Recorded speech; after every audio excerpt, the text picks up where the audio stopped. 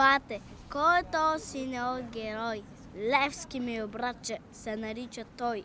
В робство и неволя, беден се родил, но сърцат пораснал малкия Васил.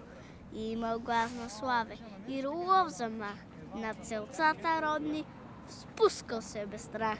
Неговите думи вдигнали на крак, беден и заможен старец и хлапак. Ободрил народа в мъка и беда, готвил го да тръгне в бой за свобода.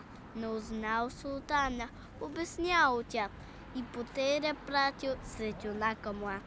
Криели го дебри, пещери скали, пазили го хора, зверове урли.